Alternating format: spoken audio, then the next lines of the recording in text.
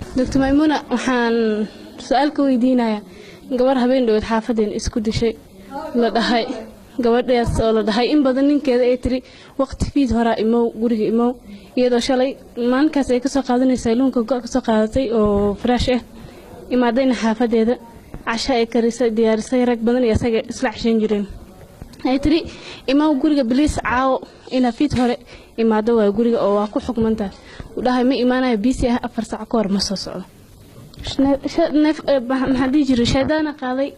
sunay hoos u doonatay dukaan hoostooda laba dhalo suna weyna caftay iyadoo alla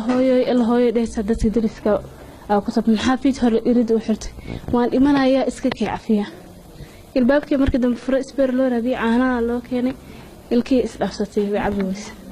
loonkay markii la geeyay naftana ka baxday marka inkiin wuxuu ku andacoonayaa anaa u sababa hadii aan u imaalaha intaan dhan ma isa dhacday maxaa lagu qiimeyn karaa qofkaas oo kale iyada jireen markeedii hore ma fahamtay inay depression qabtay u badan tahay cid ka warqabinin yaraanteedii ama weynka depression uu soo dhacay cid og male waxaan qabnay cid og male naftu baa seeka ay jirtay waxaan qabno laga ma warqabo ninkeeduna aqoon saas uma lahayn haduu og yahay gabadha inay depression qabto ama ay xanuun maskaxeed qabto hadalladaas ma u dhaxeen mana ka soo daaheen aqoon dara asiga naftiisu ku dhacday ma fahamtay laakiin haduu ogaan lahaa dhibaatada ay qabto uu ka hadli lahaa waa marka naagu uur bay leeyihiin markay uurka leedahay gabadha uur leedahay Soomaa uur bay leedahay waliba uurka ma weynaa miswaa yaraa ma garan kara anigu way ka jilcid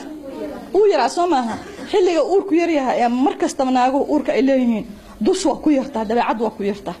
sababtoo jirka isbedel badan baa ku dhacay marka maxaa la rabaa ragga Soomaalidu naag markay uurka leedahay in laga taxadaro yaan la furin bay diintu naag markay uurka leedahay